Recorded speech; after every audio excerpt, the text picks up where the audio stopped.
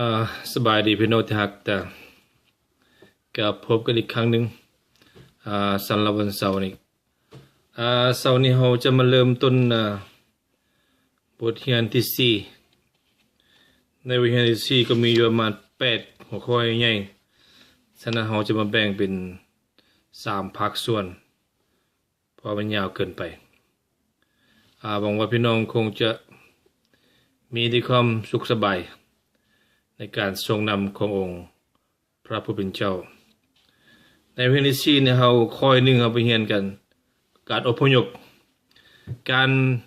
คือแผนการแห่งการปลดปล่อยให้พ้นประมาณ400 ปีที่ผ่านมาหลังจากที่ชาวอิสราเอลได้ไปตั้งฐานในประเทศอียิปต์ในเวลาของโยเซฟแต่เนื่องจากชาวอิสราเอลเป็นคนมีวุฒิไวประชาชนจึงเพิ่มทวีและมีกำลังแพร่พายไปทั่วทางประเทศนั้นต่อมามีกษัตริย์องค์ใหม่ขึ้นเสวยราชสมบัติในประเทศอียิปต์กษัตริย์องค์นี้บ่ทรงรู้เรื่องหยังเกี่ยวกับโมเสสพระธรรมอพยพบทที่1 ข้อ 7 และข้อ 8กษัตริย์แต่งตั้งคนควบคุมชาวอิสราเอลให้เรียกจนหมดเหื่อหมดแหงและกำลังใจเพื่อสร้างเมืองและกำแพงเรื่องนี้เป็นสิ่งที่เหมาะสมในการเปรียบเทียบสำหรับการปลดปล่อยชาวอิสราเอลจากการเป็นข้าทาสกับแผนการไถ่มนุษย์ที่ตกอยู่ในความผิดบาป1 โครินธ์บทที่10 ข้อ 1 ข้อ 11สอนให้เขารู้ว่าพวกเขาสามารถใช้การหนีออกจากอียิปต์เป็นตัวอย่างแก่พวกเขาในวันนี้ข้อหนึ่งน้อย40 ปีในประเทศอียิปต์ก็โมเสสเกิดกษัตริย์เกิดในความย่านกลัวว่าชาวอิสราเอลหรือคนเฮบรูจะลุกฮือขึ้นและคนลมชาวอียิปต์เหตุฉะนั้นเพิ่นจึงสั่งโมตำแยฆ่าเด็กน้อยผู้ชายของชาวเฮบรูที่เกิดมาแต่นางพดุคารทั้ง2 คนนั้นเป็นผู้ยำเกรงพระเจ้าจึงบ่ได้ทำตามพระบัญชาของกษัตริย์อียิปต์พวกนางได้ปล่อยให้เด็กน้อยผู้ชายมีชีวิตอยู่ปฐมกาลบทที่1 ข้อ 17ต่อมากษัตริย์ฟาโรห์ทรงรับสั่งต่อประชาชนของพระองค์ทิ่มบุตรชายเฮบรูทุกคนที่เกิดมาในแม่น้ำนิลพระธรรมอพยพบทที่1 ข้อ 22หลังจากโมเสสได้เกิดมาพ่อแม่ได้เชื่องลาวไว้ประมาณ3 เดือนเมื่อพวกเขาบ่สามารถเชื่องได้แล้วนางจึงเอาไม้อ้อมาเฮ็ดเป็นอู่และทาด้วยยางเพื่อให้มันฟูนางได้เอาอู่นั้นไปวางไว้ที่แคมแม่น้ำทุกๆมือผู้เป็นเอื้อยมิริยามนั้นก็ยืนเบิ่งอยู่ห่างไกลวันหนึ่งลูกสาวของกษัตริย์ได้ลงไปอาบน้ำนางเลี้ยวเห็นอู่อยู่กลางก่อหญ้านางจึงบอกสาวใช้ไปเอามาเบิ่งเมื่อนางเปิดเบิ่งโมเสสร้องไห้และนางเกิดมีความสงสารนางตัดสินใจจะเอาเด็กน้อยไปยังพระราชวังมีนิอามของเด็กจึงถามลูกชายของกษัตริย์ว่าพระนางบ่อยากให้ข้าพระองค์ไปหาแม่หญิงชาวเฮบรูมาเลี้ยงเด็กน้อยผู้นี้ได้บ่ลูกสาวของกษัตริย์ตอบนางว่าไปแม่ดังนั้นนางจึงไปเอิ้นเอาแม่ของเด็กน้อยมาลูกสาวของกษัตริย์จึงสั่งหญิงนั้นว่าจงเอาเด็กน้อยผู้นี้ไปเลี้ยงให้เฮาแด่เฮาจะให้ค่าจ้างเจ้าหญิงผู้นั้นจึงรับเอาเด็กน้อยซึ่งเป็นบุตรของตนเองไปเลี้ยงไว้ พระธรรมโอยุคบทที่2ข้อ9โยเกเบดจึงรับเอาเด็กน้อยผู้นี้ไปเลี้ยงและได้รับค่าจ้างในการเลี้ยงดูลูกของนางเองเมื่อเด็กน้อยนั้นใหญ่สูงขึ้นได้แล้วนางก็นำมามอบให้พระราชธิดานางจึงรับเอาเป็นพระราชบุตรและทรงประทานชื่อให้ว่าโมเสสโดยพระนางกล่าวว่าเพราะเขาได้ยกขึ้นมาจากนำพระธรรมอพยพบทที่2ข้อ10แม่น้ำสายเดียวกันซึ่งควรจะเป็นสิ่งที่ทำลายโมเสสแต่กลายเป็นความรอดพ้นแก่ลาวเช่นเดียวกันกับพระเยซูซึ่งเป็นพระผู้ช่วยของเราแทนที่จะเป็นผู้ตัดสินลงโทษถ้าพวกเขาเฮ็ดตามแผนการแห่งความรอดพ้นของพระองค์ซึ่งมีไว้สำหรับเรา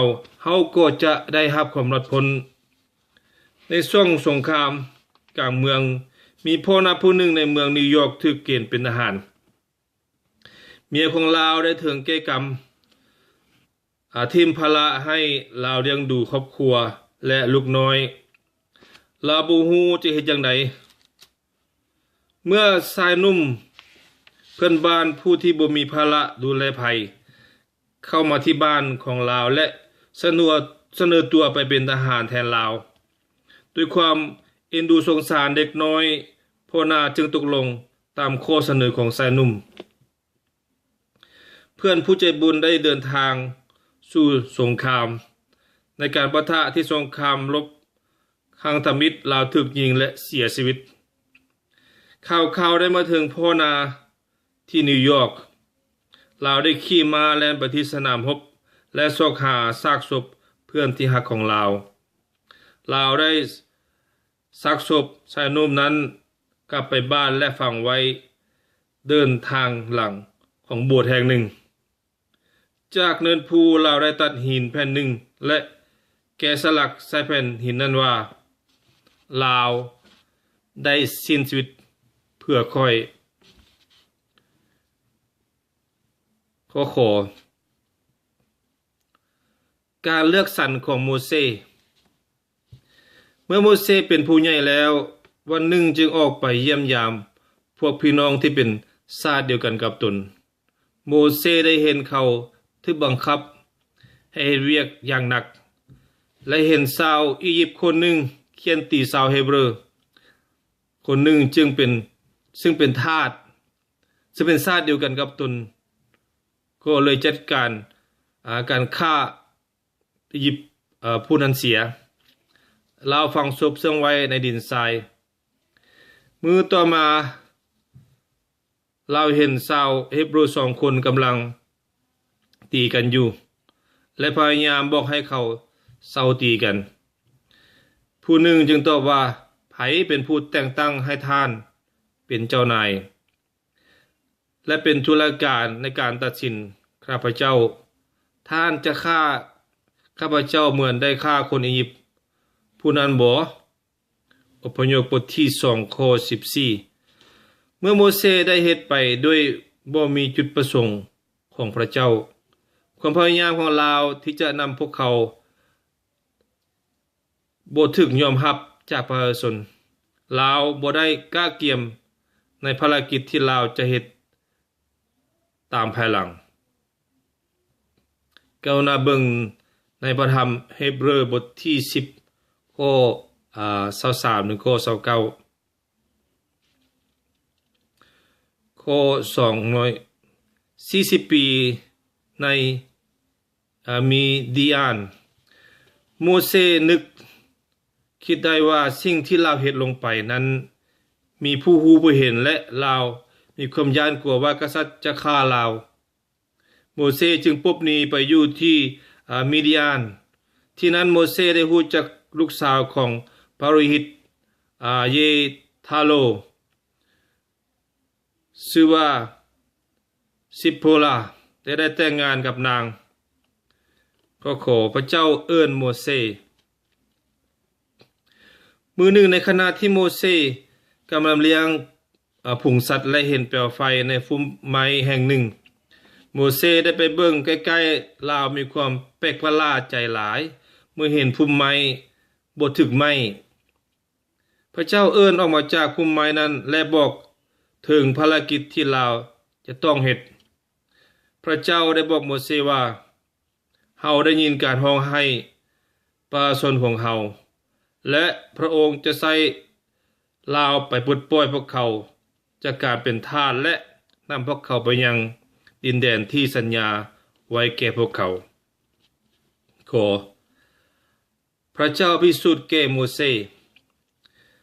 สบอกพระเจ้าว่าลาวบ่สามารถเฮ็ดสิ่งนั้นได้ฉะนั้นพระเจ้าบอกโมเสสว่าที่ไม้คอนเท้าลงพื้นดินไม้คอนเท้าก็กลายเป็นงูแล้วพระเจ้าบอกให้จับหางมัน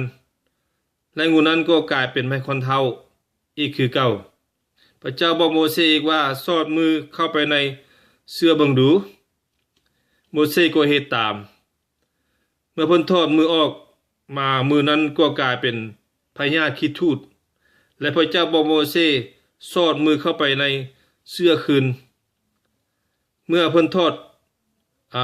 ออกมามือนั้นก็ดีสะอาดคือเก่าพระเจ้าพิสูจน์ให้โมเสสเห็นว่าพระองค์จะช่วยให้เรามีชัยชนะต่อทุกสิ่งที่มาประเสริฐหน้ากับเราเช่นเดียวกันกับทุกมื้อนี้ไพ่พลของพระเจ้าสามารถเชื่อและวางใจในพระผู้เป็นเจ้าและฮู้ได้เลยว่าพระองค์จะให้เรามีชัยชนะเหนือภิมานซาตานโลกและเนื้อหนังโอสาวน้อยโมเสสผู้ปลดปล่อยก็โมเสสอยู่ต่อหน้ากษัตริย์10โลกพระญาติโมเสสเชื่อฟังพระเจ้ากลับขึ้นไปอียิปต์เข้าไปพบกษัตริย์และกล่าวว่าพระผู้เป็นเจ้าสั่งว่าจงปล่อยประชาชนของเขาไปกษัตริย์ต้องการชาวเฮบรูอยู่เป็นทาสและปฏิเสธต่อคำสั่งของพระเจ้าความเสียหายยนะได้เกิดขึ้นกับประเทศอียิปต์จาก10โรคพยาธิระบาดของพระเจ้าสิ่งที่เฮาได้ฮู้อย่างชัดเจนคือพระเจ้าได้ใช้สิ่งที่คนอียิปต์นับถือบูชานมัสการเช่นกบผุงสัตว์ตะวันแม่น้ำนิลเพื่อไปสู่ถึงอำนาจอันยิ่งใหญ่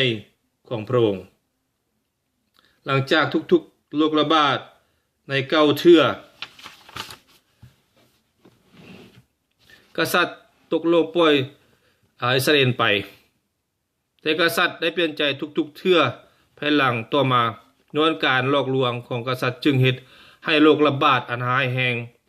ถึงแก่ความตายเกิดขึ้นขอปัสกาการปลดปล่อยด้วยพระโลหิตหรือเลือดพระผู้เป็นเจ้าได้บอกโมเสสและแนะนำชาวอิสราเอลและบอกพวกเขาว่าแต่ละครอบครัวให้เอาลูกแกะตัวทึกอายุ1 ขวบที่มีสุขภาพดีฆ่าลูกแกะเอาเลือดทาใส่ขอบวงประตูข้างซ้ายข้างขวาและข้างถึงทุกๆหลังคาเฮือนแล้วให้พวกเขาปิ้งลูกแกะและกินในคืนนั้น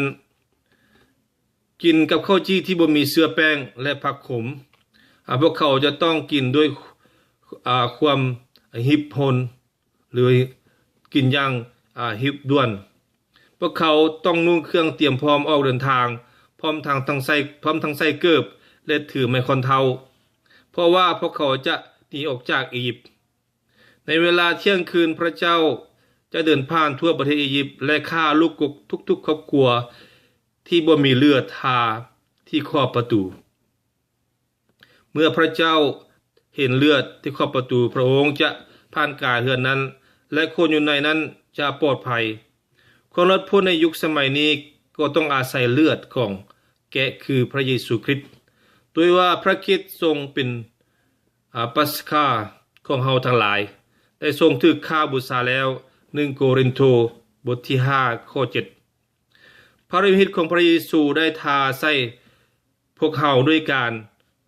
เชื่อฟังข่าวประเสริฐถ้าพระผู้เป็นเจ้าบ่เห็นเลือดที่ขอบประตูความตายก็จะเกิดขึ้นทันทีเลือดของลูกแกะที่ไร้เหียงสาเป็นเครื่องหมายถึงพระวิตของพระมิสาน้อยของพระเจ้าซึ่งได้ปลดปล่อยจากการเป็นข้าทาสทางด้านจิตวิญญาณคอการปลดปล่อยข้ามทะเลแดงในที่สุดกษัตริย์ได้ตกลงให้ชาวเฮบรูไปพระผู้เป็นเจ้าได้เสด็จนำหน้าพวกเขาไปด้วยก้อนเสาเมฆในเวลากลางวันเพื่อบอกทางให้พวกเขาไปและทรงนำพวกเขาไปด้วยเปลวไฟในเวลากลางคืนพระธรรมอพยพบทที่13ข้อ21หลังจากอิสราเอลออกจากอียิปต์กษัตริย์ได้เปลี่ยนใจและสร้างกองทัพไล่ติดตามอิสราเอลพระเจ้าได้นำอิสราเอลมาฮอดทะเลแดงเมื่อประชาชนเห็นกองทัพของกษัตริย์มาใกล้พวกเขาห้องให้ต่อโมเ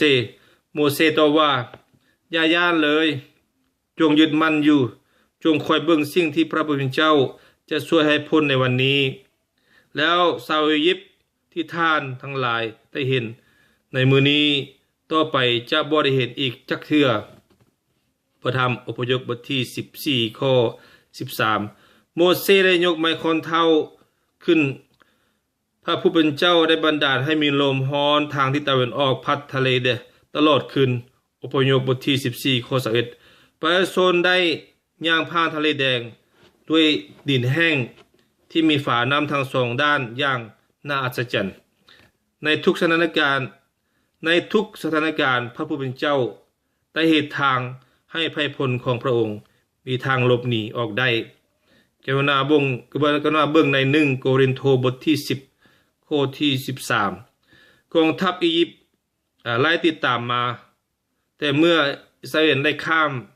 ผ่านไปหมดแล้วพระเจ้าได้บอกโมเสสเตะมือออกสู่ทะเลและน้ำไหลท่วมกองทัพของกษัตริย์เห็นให้พวกเขาจมน้ำตายหมดชาวอิสราเอลเห็นชาวอียิปต์ตายอยู่ตามแคมทะเลอพยพบทที่14ข้อ30แผนการในคนลดพ้นทั้งหมดซึ่งพระคริสต์ได้เหตุเพื่อช่วยเหลือทุกคนให้พ้นจากความผิดบาปและเหตุให้เขาเป็นลูกของพระเจ้าให้เฮามาสมมุติว่ามีเฮือนหลังหนึ่งกำลังถูกไฟไหม้มีโอแกนอยู่ในเฮือนนั้นผู้ที่มักเล่นดนตรีรู้จักว่ามันมีคุณค่าเพียงใดและได้แล่นเข้าไปในเฮือนด้วยการเสี่ยงภัยโดยเอาโอแกนออกมาได้จากการถูกไฟไหม้นี่คือความรอดพ้นอย่างใดก็ตามโอแกนมีความเสียหายด้วยความร้อนของไฟผู้ที่มักดนตรีได้นำเอาโอแกนนั้นไปซ่อมแปลงลาวฮู้ถึงคุณค่าของมันลาวบ่เพียงแต่จะช่วยให้โอแกนจากการถูกไฟไหม้และลาวได้ซ่อมแปลงมันอย่างดีด้วยโอแกนได้รับความรอดพ้นอย่างสมบูรณ์แบบมันใช้ดินดนตรีได้เหมือนเดิมซึ่งผู้สร้างได้ออกแบบมาพระเยซูช่วยให้รอดพ้นจากความผิดบาปและความตายพระองค์เหตุให้จิตวิญญาณฟื้นขึ้นใหม่และให้บทเพลงใหม่ในดวงใจในการเปรียบเทียบอียิปต์ถึงการเป็นทาสหรือความบาปทะเลแดงแม่นการรับบัพติศมาพวกบรรพบุรุษของเฮาทั้งหลายได้อยู่ใต้เมฆและได้ไล่ผ่านทะเลไปทุกคนและได้รับบัพติศมาในเมฆและในทะเลร่วมกับโมเสสทุกคน1โครินธ์บทที่10ข้อ1ข้อ2ในบทเรียนข้างหน้าจะบอกให้รู้ถึงการเข้าไปอยู่ในดินแดนแห่งพระสัญญาคือการได้รับคำสัญญาจากพระเจ้ามีสนามรบที่ต้องต่อสู้ประเสริฐกับยักษ์และกำแพงที่ต้องทำลายลงซึ่งเฮาได้เห็นแผนการแห่งความรอดพ้นคือการกลับใจคือหนีออกจากอียิปต์รับบัพติศมาผ่านทะเลแดงเข้าสู่ในคำสัญญาของพระเจ้า คือพระวิญญาณบริสุทธิ์ขอพี่น้องจงได้มีความสุขในการทรงนำขององค์พระเยซูคริสต์เจ้าสำหรับมื้อนี้เฮาก็จะหยุดเพียงเท่านี้และเสาร์หน้าเฮาจะมาเริ่มต้นกันใหม่ขอพระเจ้าอวยพรบ๊ายบาย